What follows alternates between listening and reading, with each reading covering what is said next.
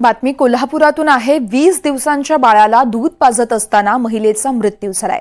हृदयविकाराच्या झटक्याने मृत्यू झाल्याचा डॉक्टरांचा अंदाज आहे। छत्रपती संभाजीनगरमधील जुनी मोरे कॉलनी या ठिकाणी ही सगळी घटना घडलेली आहे।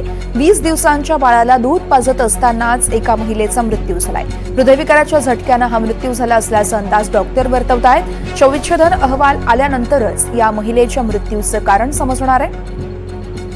या संदर्भात विशाल पुजारी आमचे प्रतिनिधी आपल्याला सविस्तर माहिती देत आहेत। विशाल, वर्षा खरंच एक धक्कादायक बातमी म्हणावी लागेल, कारण एका मातेचा मृत्यू जो आहे ती झाल्याची माहिती जी आहे ती समोर येते। तर लहान बाळाला दूध पाजत असताना या महिलेचा मृत्यू झाला। कोल्हापुरातल्या संभाजीनगर या ठिकाणी ही घटना जी आहे ती घडली।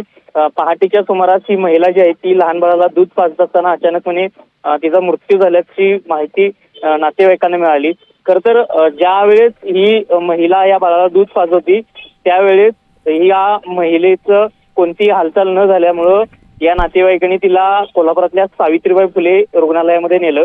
मात्र त्या ठिकाणी तिच्याबाबत कोणतीही प्रकृतीमध्ये सुधारणा न झाल्यामुळं या महिलेला सीपीआर रुग्णालयामध्ये हलण्याबाबत तेथील डॉक्टरांनी सल्ला दिला आणि त्याच्यानंतर ज्यावेळेस सीपीआर रुग्णालयामध्ये या महिलेला नेण्यात आलं त्यावेळेस ही महिला जी आहे ती मृत असल्याचं घोषित करण्यात आलं आणि त्यानंतर ही घटना जी आहे ती समोर आली।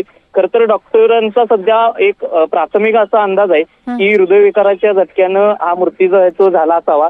मात्र शवविच्छेदन जो अहवाल आहे तो अहवाल अद्याप आलेला नाही। हा अहवाल आल्यानंतर या सगळ्या मृत्यूबाबतचं कारण जे आहे ते समोर येईल। मात्र एक धक्कादायक घटना जी आहे ती पाहायला मिळते। वर्षा, निश्चितच विशाल, दुःखद घटना म्हणावी लागेल। धन्यवाद तुम्ही दिलेल्या माहितीसाठी। कोल्हापुरातील संभाजीनगर या ठिकाणची ही सगळी घटना आपण पाहतोय।